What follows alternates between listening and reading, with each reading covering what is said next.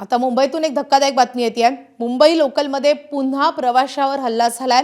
मुंबईहून अंबरनाथला जाणाऱ्या लोकल ट्रेनमध्ये एका प्रवाशावर कोयत्याने हल्ला करण्यात आलाय। ठाकुर्ली रेल्वे स्टेशनवर मध्यरात्री 12 वाजता ही घटना घडलेली आहे। जागेवरून दोन प्रवाशांमध्ये वाद झाला आणि त्यानंतर हल्ल्यानंतर हा आरोपी फरार झाल्याचं समजतंय। सध्या या जखमी प्रवाशावर उपचार सुरू आहेत।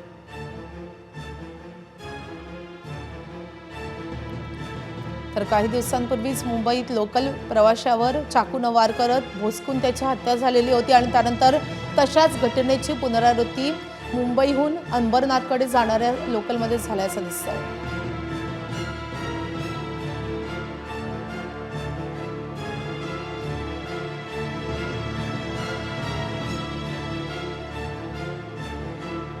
तर लोकलमध्ये अशा स्वरूपाच्या घटना यापूर्वी देखील घडलेल्या आहेत।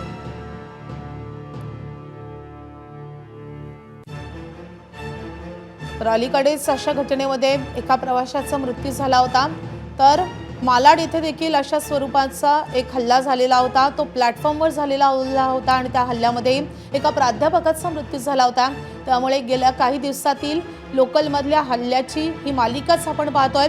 मुंबई लोकलमध्ये प्रवास करणं आता अतिशय धोकादायक झालंय असंच या प्रकरणामुळे अधोरेखित होतंय।